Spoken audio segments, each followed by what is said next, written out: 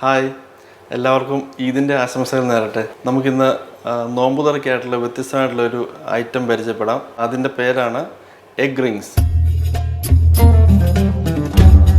മുട്ട കൊണ്ടുള്ള ഒരു രുചികരമായിട്ടുള്ളൊരു റെസിപ്പിയാണ് നമ്മൾ ഉണ്ടാക്കാൻ പോകുന്നത്. അതിനുള്ള ഐറ്റംസ് നമ്മൾ ഇവിടെ റെഡിയാക്കി വെച്ചിട്ടുണ്ട്.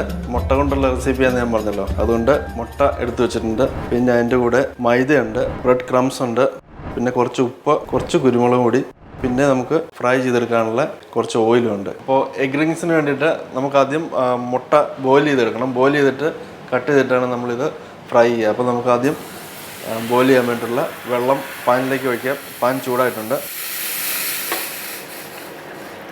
വെള്ളം ഒഴിച്ച് ചെറുതായിട്ട് ചൂടായിട്ടുണ്ട്. നമുക്കിനി മുട്ട ഇതിലേക്ക് ഇടാം. നമ്മളൊരു 9 മുട്ടയാണ് ഇതിലേക്ക് ഇടുന്നത്.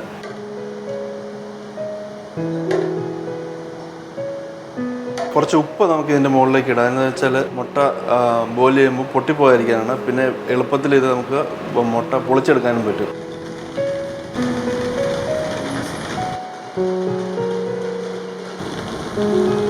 അപ്പോൾ നമ്മുടെ മുട്ട ബോയിലായിട്ടുണ്ട്, നന്നായിട്ട് പുഴുങ്ങി വന്നിട്ടുണ്ട്. നമുക്കിത് ഒരു തണുത്ത വെള്ളത്തിലേക്ക് മാറ്റാം. എങ്കിൽ പെട്ടെന്ന് ഇത് പൊളിച്ചെടുക്കാൻ പറ്റും, പെട്ടെന്ന് തണുത്തും കിട്ടും.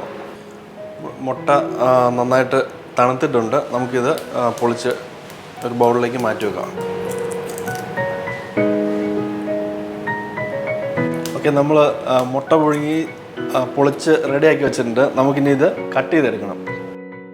നമ്മളിത് കട്ട് ചെയ്ത് എടുക്കുന്ന കട്ടിംഗ് പാഡിലോ ഇല്ലെങ്കിൽ തറയിലോ വെച്ചിട്ടല്ല. എന്ന് വെച്ചാൽ ചിലപ്പോൾ ഇത് പൊടിഞ്ഞു പോകും, ഇല്ലെങ്കിൽ ഇതൊന്ന് അടർന്നു പോകും. അതുകൊണ്ട് നമ്മൾ കയ്യിൽ പിടിച്ച് തന്നെ ഇതൊന്ന് കട്ട് ചെയ്തെടുക്കും, വളരെ സോഫ്റ്റായിട്ട്. ഉണ്ണി ഉൾപ്പെടെ കട്ട് ചെയ്തിട്ട് നമുക്ക് ഉണ്ണി മാറ്റി വെക്കണം. നമ്മുടെ എഗ് റിങ്സ് ഉണ്ടാക്കാൻ വേണ്ടിയിട്ട് ഉണ്ണി ഉപയോഗിക്കുന്നില്ല.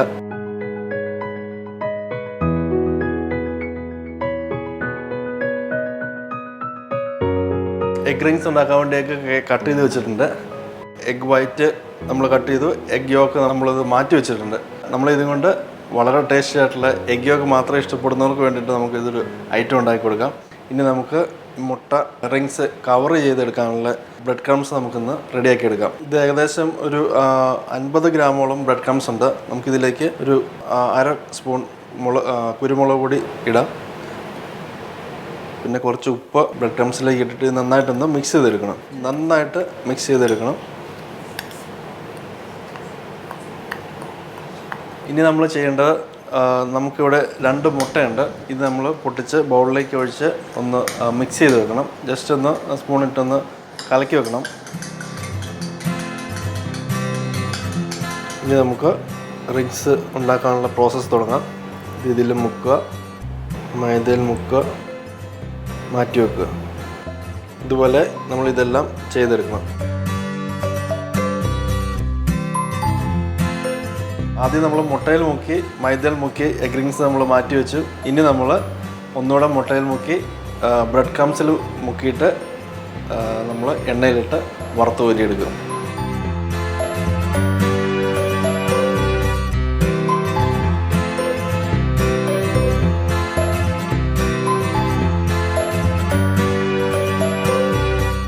മുട്ട നമ്മൾ ബ്രെഡ് ക്രംസിൽ മുക്കി എല്ലാം റെഡി ആയിട്ട് വെച്ചിട്ടുണ്ടെങ്കിൽ നമുക്ക് വറുത്തെടുത്താൽ മാത്രം മതി. പാൻ ഒന്ന് ചൂടായിട്ടുണ്ട്. നമുക്കിതിലേക്ക് ഇനി എണ്ണ ഒഴിക്കാം. ഒരു 1/4 ഭാഗം എണ്ണ നമ്മൾ ഒഴിച്ചിട്ടുണ്ട്. കാരണം ഈ എഗ് റിങ്സ് നമ്മൾ മുക്കി പൊരിച്ചെടുക്കുമ്പോൾ ഒന്ന് മുങ്ങിക്കിടക്കാനുള്ള എണ്ണ വേണം. അതുകൊണ്ടാണ് ഇത്ര എണ്ണ ഒഴിച്ചിരിക്കുന്നത്. നമ്മുടെ എണ്ണ ഓൾറെഡി ചൂടായിട്ടുണ്ട്. നമുക്കിനി എഗ് റിങ്സ് ഇതിലേക്ക് ഇടാം.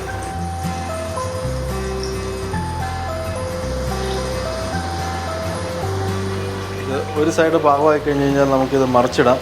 ഇടയ്ക്ക് എല്ലാ സൈഡിലും ചൂട് കിട്ടത്തക്ക വിധത്തിൽ ഇതൊന്ന് കറക്കി ഇതിൻ്റെ പൊസിഷൻ നമുക്ക് ശരിയാക്കി എടുക്കണം. ഇത് റെഡി ആയിട്ടുണ്ട്. നമുക്കിത് കോരി മാറ്റാം.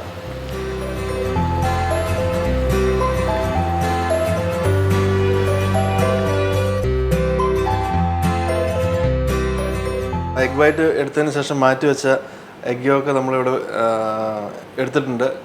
ഇത് നമ്മൾ പറഞ്ഞിരുന്ന നേരത്തെ ഒരു സ്നാക്സ് ഐറ്റം ഉണ്ടാക്കാമെന്ന്. നമുക്കത് ഉണ്ടാക്കിയെടുക്കാം. നമ്മൾ നേരത്തെ എഗ് റിങ്സിന് വേണ്ടി ഉപയോഗിച്ച സെയിം ഇൻഗ്രീഡിയൻസ് മാത്രം മതി.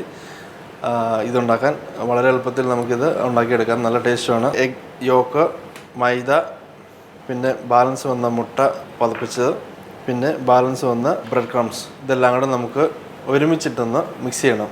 മിക്സ് ചെയ്തിട്ട് നമുക്ക് എഗ് യോക്ക് ഒന്ന് ഉടച്ചെടുക്കണം. ഉടച്ചിട്ട് നമുക്കൊന്ന് ഉരുട്ടിയെടുക്കണം. ഇതുപോലെ. ഇപ്പോൾ എണ്ണ നന്നായിട്ട് ചൂടായിട്ടുണ്ട്. നമ്മൾ മുട്ടയുടെ ഉണ്ണി ഇതുപോലെ ഉരുട്ടി വെച്ചിട്ടുണ്ട്. ഇത് നമുക്ക് എണ്ണയിലേക്ക് ഇട്ട് വറുത്ത് കോരിയെടുക്കാം.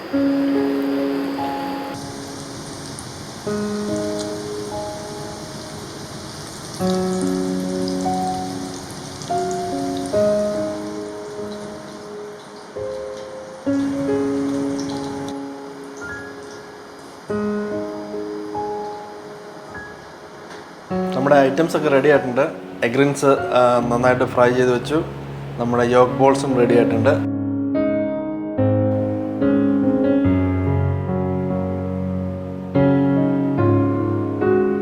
നിങ്ങൾ തീർച്ചയായും ഇതൊന്ന് ട്രൈ ചെയ്ത് നോക്കണം, ഇതിന് തന്നെ. Okay, thank you.